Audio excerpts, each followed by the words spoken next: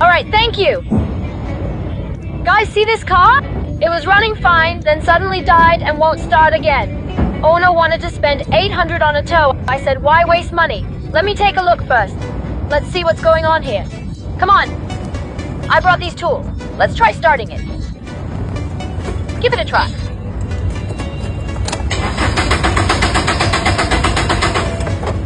Thanks, appreciate it.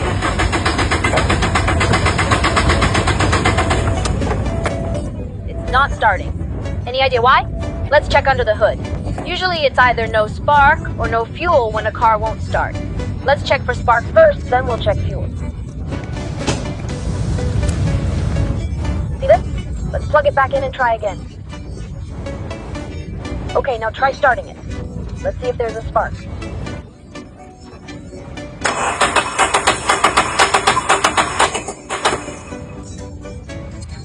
Still no spark.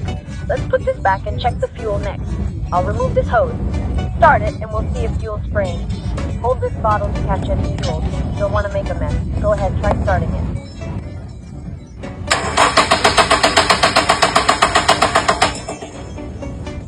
No fuel either.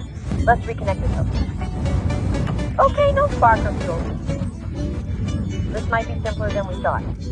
Cars have computers controlling ignition and fuel injection. If both aren't working, it's likely a signal issue. There's one part that affects both. Let me show you. It's this. The crankshaft position sensor. I think it's faulty. Let's remove it. Can you unscrew this? Screw's out. Now let's unplug it. Great. Now we can take out the sensor. Let's examine it closely. Yep, there's definitely a problem. Take a look. Wow, see that? The sensor's covered in metal shavings. Too many iron filings can affect signal transmission, potentially causing the car to misfire. Don't rush to replace it. You might waste money unnecessarily. Use a tissue to wipe the iron filings off the sensor head. Wow, look how dirty it was. This sensor collects signals and determines the piston's top dead center. It's installed above the flywheel. 1 mm gap with magnetic wires to attract iron filings. Excess filings reduce the gap, confusing ignition and injection timing, leading to misfires.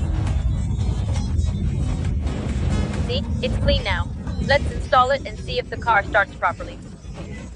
First, let's plug the sensor back in. Okay, now replace the screws. Tighten the screws securely. Alright, it's tightened now. Finally, reconnect the plug. All set.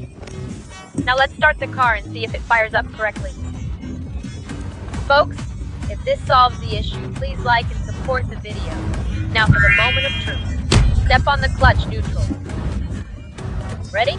3, 2, 1, go!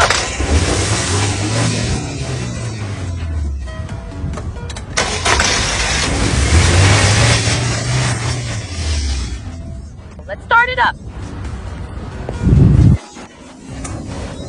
Problem solved. If you have that one, like subscribe and hit the notification bell for daily tips.